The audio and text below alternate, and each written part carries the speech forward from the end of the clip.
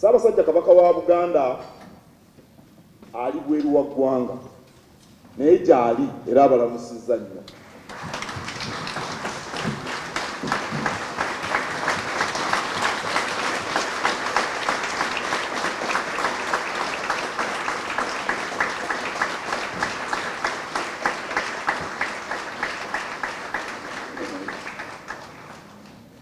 Sebo mukubiriza ng'ennaku z'omwezi 6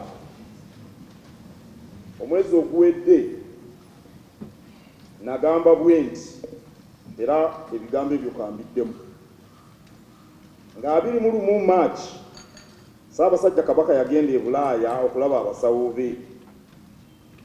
Abasawo baali beetaaga okwongera okumwekebejja nga abali kumpi n'okulondoola obujjanjabi bw'atyo n'atasobola kudda mu budde.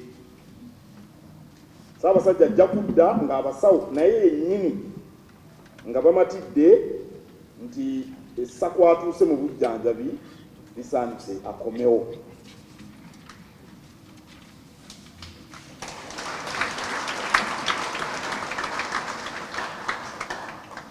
Olukiiko luno olutulidde Ssebo omukubiriza ng'Omulangira Kiweewa Crispin Jjunju ali ku mirimu emitongole egya Kabaka Foundation mu America, era Ssaabasajja Kabaka ye yamutumyeyo.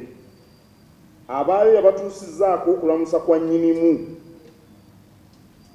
era n'abeebaza obuweereza bwonna. Ndowooza Obuganda nga bwe bulidde eddoboozi lyange n'ery'Omulangira ndowooza mwaliwulidde.